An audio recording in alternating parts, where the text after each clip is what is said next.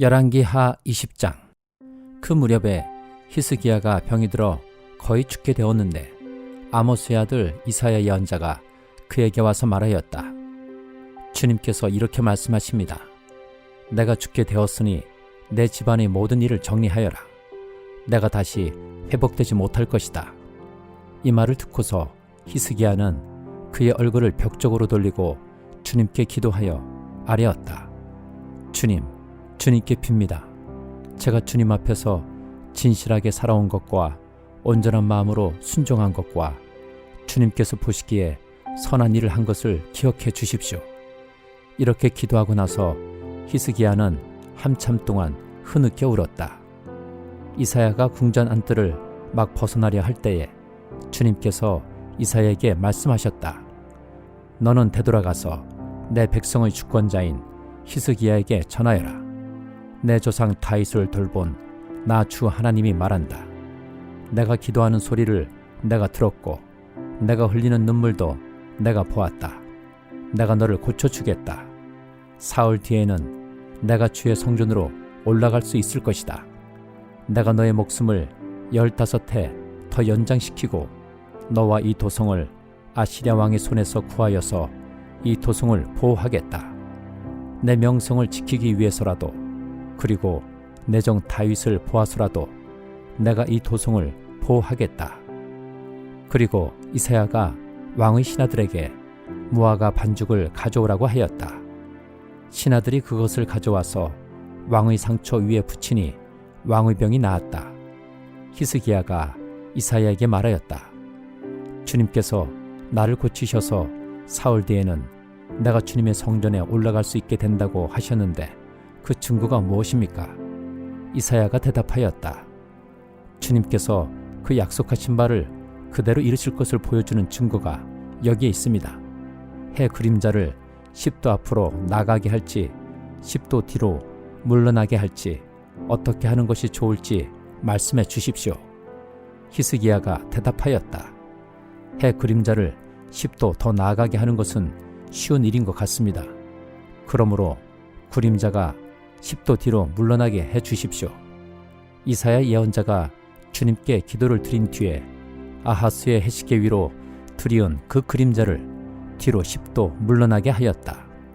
그때에 발라단의 아들 바빌로니아의 부르닥 발라단 왕이 히스기야가 병들었다는 소식을 듣고 친서와 예물을 히스기야에게 보내왔다. 히스기야는 그들을 반가이 맞아들이고 보물창고에 있는 은과 금과 향료와 향유와 무기고와 창고 안에 있는 모든 것을 그들에게 다 보여주었다. 히스기야는 그들에게 궁궐과 나라 안에 있는 것을 하나도 빠짐없이 모두 다 보여주었다. 그때에 이사야 예언자가 히스기야에게 와서 물었다. 이 사람들이 무슨 말을 하였습니까? 이 사람들은 어디에서 온 사람들입니까? 히스기야가 대답하였다. 그들은 먼 나라 바빌로나에서 온 사람들입니다. 이사야가 또 물었다. 그들이 임금님의 궁궐에서 무엇을 보았습니까? 히스기야가 대답하였다. 그들은 나의 궁궐 안에 있는 모든 것을 보았고 나의 창고 안에 있는 것도 그들이 못 본 것은 하나도 없습니다. 이사야가 히스기야에게 말하였다. 주님의 말씀을 들으십시오. 그날이 다가오고 있다. 그날이 오면 내 왕궁 안에 있는 모든 것과 오늘까지 내 조상이 저장하여 놓은 모든 보물이 남김없이 바빌론으로 옮겨갈 것이다. 주님께서 또 말씀하십니다. 너에게서 태어날 아들 가운데서 더러는 포로로 끌려가서 바빌론 왕궁의 환관이 될 것이다. 히스기야가 이사야에게 말하였다. 예언자께서 전하여준 주님의 말씀은 지당한 말씀입니다. 히스기야는 자기가 살아있는 동안만이라도 평화와 안정이 계속된다면 그것만으로도 다행이라고 생각하였다. 히스기야의 나머지 행적과 그가 누린 모든 권력과 어떻게 그가 저수지를 만들고 수로를 만들어서 도성 안으로 물을 끌어들였는지는 유다왕 역대지략에 기록되어 있다. 히스기야가 그의 조상과 함께 누워 잠드니 그의 아들 므낫세가 그의 뒤를 이어 왕이 되었다. 히브리서 2장. 그러므로 우리는 들은 바를 더 굳게 간직하여 잘못된 길로 빠져드는 일이 없어야 마땅하겠습니다. 천사들을 통하여 하신 말씀이 효력을 내어 모든 범행과 불순종하는 행위가 공정한 갚음을 받았거든 하물며 우리가 이렇게도 귀중한 구원을 소홀히 하고서야 어떻게 그 갚음을 피할 수 있겠습니까? 이 구원은 주님께서 처음에 말씀하신 것이요 그것을 들은 사람들이 우리에게 확증하여 준 것입니다. 그리고 하나님께서도 표징과 기이한 일과 여러 가지 기적을 보이시고 또 자기의 뜻을 따라 성령의 선물을 나누어 주심으로써 그들과 함께 증언하여 주셨습니다. 하나님께서는 지금 우리가 말하는 장차올 세상을 천사들의 지배 아래에 두신 것이 아닙니다. 어떤 이가 성경 어딘가에서 이렇게 증언하였습니다. 사람이 무엇이기에 주님께서 그를 기억하여 주시며 인자가 무엇이기에 주님께서 그를 돌봐 주십니까? 주님께서는 그를 잠시 동안 천사들보다 못하게 하셨으나 영광과 존귀의 면류관을 그에게 씌워 주셨으며 만물을 그의 발 아래에 복종시키셨습니다. 하나님께서 만물을 사람에게 복종시키심으로써 그에게 복종하지 않는 것이라고는 아무것도 없게 하신 것입니다. 그러나 지금 우리가 보기로는 아직도 만물이 다 그에게 복종하고 있는 것은 아닙니다. 예수께서 다만 잠시 동안 천사들보다 낮아지셔서 죽음의 고난을 당하심으로써 영광과 존귀의 면류관을 받아 쓰신 것을 우리가 봅니다. 그는 하나님의 은혜로 모든 사람을 위하여 죽음을 맛보셔야 했습니다. 하나님께서는 만물을 창조하시고 만물을 보존하시는 분이십니다.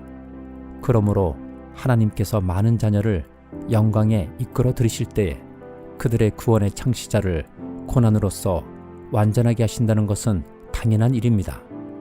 거룩하게 하시는 분과 거룩하게 되는 사람들은 모두 한 분이신 아버지께 속합니다. 그러하므로 예수께서는 그들을 형제자매라고 부르시기를 부끄러워하지 않으셨습니다. 그리하여 그분은 내가 주님의 이름을 내 형제 자매들에게 선포하며 회중 가운데서 주님을 찬미하겠습니다 하고 말씀하시고 또 나는 그를 신뢰하겠습니다 하고 말씀하시고 보십시오, 내가 여기에 있습니다. 또 하나님께서 내게 주신 자녀들이 여기에 있습니다 하고 말씀하셨습니다. 이 자녀들은 피와 살을 가진 사람들이기에 그도 역시 피와 살을 가지셨습니다. 그것은 그가 죽음을 겪으시고서 죽음의 세력을 쥐고 있는 자, 곧 악마를 멸하시고 또 일생 동안 죽음의 공포 때문에 종노릇하는 사람들을 해방시키시기 위함이었습니다. 사실 주님께서는 천사들을 도와주시는 것이 아니라 아브라함의 자손들을 도와주십니다. 그러므로 그는 모든 점에서 형제 자매들과 같아지셔야만 했습니다. 그것은 그가 하나님 앞에서 자비롭고 성실한 대제사장이 되심으로써 백성의 죄를 대신 갚으시기 위한 것입니다. 그는 몸소 시험을 받아서 고난을 당하셨으므로 시험을 받는 사람들을 도우실 수 있습니다. 호세아 13장. 에브라임이 말만 하면 모두 떨었다. 온 이스라엘이 그렇게 에브라임을 우러러 보았는데 바알신을 섬겨 죄를 짓고 말았으므로 이제 망하고 말았다.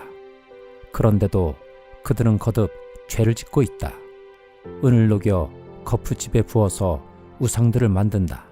제주껏 만든 은신상들, 그것들은 모두 세공업자들이 만든 것인데도 그들은 이 신상 앞에 제물을 바치라고 하면서 송아지 신상들에게 입을 맞춘다. 그러므로 그들은 아침 안개처럼 되고 이른 새벽에 사라지는 이슬처럼 될 것이다. 타작마당에서 바람에 날려 나가는 쭉정이처럼 되고 굴뚝에서 나오는 연기처럼 될 것이다. 그러나 나는 너희가 이집트 땅에 살 때로부터 주 너희의 하나님이다. 그때에 너희가 아는 하나님은 나밖에 없고 나 말고는 다른 구원자가 없었다. 나는 저 광야에서 그 메마른 땅에서 너희를 먹이고 살렸다. 그들을 잘 먹였더니 먹는 대로 배가 불렀고 배가 부를수록 마음이 교만해지더니 마침내 나를 잊었다. 그래서 내가 그들에게 사자처럼 되고 이제는 표범처럼 되어서 길목을 지키겠다. 새끼 빼앗긴 앙곰처럼 그들에게 달려들어 염통을 갈기갈기 찢을 것이다. 암사자처럼 그 자리에서 그들을 뜯어먹을 것이다. 들짐승들이 그들을 남김없이 찢어 먹을 것이다. 이스라엘아, 내가 나를 대적하니 너를 돕는 자를 대적하니 너는 이제 망했다. 왕과 대신들을 세워달라고 조르더니 도대체 너의 왕이 지금 어디에 있느냐? 너를 구원하라고 하여라. 대신들이 지금 어디에 있느냐? 너의 모든 성읍에서 샅샅이 찾아보아라. 너를 궁지에서 건져달라고 하여라. 내가 홧김에 너에게 왕을 주었으나 분을 참을 수 없어서 너의 왕을 없애버렸다. 에브라임의 허물을 적은 문서를 모두 모았고 죄상을 적은 기록을 모두 보관하고 있다. 에브라임이 다시 태어나는 진통을 겪고 있다. 그러나 그는 때가 되었는데도 태를 열고 나올 줄 모르는 미련한 아들과도 같다. 내가 그들을 수월의 권세에서 속량하며 내가 그들을 사망에서 구속하겠다. 사망아, 내 재앙이 어디 있느냐? 수월아, 내 멸망이 어디 있느냐? 이제는 내게 동정심 같은 것은 없다. 이스라엘이 비록 형제들 가운데서 번성하여도 사막에서 동풍이 불어오게 할 터이니 주의 바람이 불면 샘과 우물이 모두 말라버리고 귀중한 보물 상자들도 모두 빼앗길 것이다. 사마리아가 저희 하나님에게 반항하였으니 이제는 그 죗값을 치를 수밖에 없다. 사람들은 칼에 찔려 쓰러지고 어린아이들은 박살나고 아이벤 여인들은 배가 찢길 것이다. 시편 137장. 우리가 바빌론의 강변 곳곳에 앉아서 시온을 생각하면서 울었다. 그 강변 버드나무 가지에 우리의 수금을 걸어두었더니 우리를 사로잡아온 자들이 거기에서 우리에게 노래를 청하고 우리를 짓밟아 끌고 온 자들이 저희들 흥을 돋우어 주기를 요구하며 시온의 노래 한 가락을 저희들을 위해 불러보라고 하는구나. 우리가 어찌 이방 땅에서 주님의 노래를 부를 수 있으랴. 예루살렘아, 내가 너를 잊는다면 내 오른손아, 너는 말라 비틀어져 버려라. 내가 너를 기억하지 않는다면 내가 너 예루살렘을 내가 가장 기뻐하는 것보다도 더 기뻐하지 않는다면 내 혀야, 너는 내 입천장에 붙어 버려라. 주님, 예루살렘이 무너지던 그날에 에돔 사람이 하던 말 헐어버려라, 헐어버려라. 그 기초가 드러나도록 헐어버려라 하던 그 말을 기억하여 주십시오. 멸망할 바빌론 도성아, 내가 우리에게 입힌 해를 그대로 너에게 대갚는 사람에게 복이 있을 것이다. 내 어린아이들을 바위 위에다가 메어치는 사람에게 복이 있을 것이다. 시편 138장. 주님, 온 마음을 기울여서 주님께 감사를 드립니다. 신들 앞에서 내가 주님께 찬양을 드리렵니다. 내가 주님의 성전을 바라보면서 경배하고 주님의 인자하심과 주님의 진실하심을 생각하면서 주님의 이름에 감사를 드립니다. 주님은 주님의 이름과 말씀을 온갖 것보다 더 높이셨습니다. 내가 부르짖었을 때에 주님께서는 나에게 응답해 주셨고 나에게 힘을 한껏 북돋우어 주셨습니다. 주님께서 친히 하신 말씀을 들은 모든 왕들이 주님께 감사를 드립니다. 주님의 영광이 참으로 크심으로 주님께서 하신 일을 그들이 노래합니다. 주님께서는 높은 분이시지만 낮은 자리를 굽어보시며 멀리서도 오만한 자를 다 알아보십니다. 내가 고난의 길 한복판을 걷는다고 하여도 주님께서 나에게 새 힘 주시고 손을 내미셔서 내 원수들의 분노를 가라앉혀 주시며 주님의 오른손으로 나를 구원하여 주십니다. 주님께서 나를 위해 그들에게 갚아주시니 주님의 인자하심은 영원합니다. 주님께서 손수 지으신 이 모든 것을 버리지 말아 주십시오.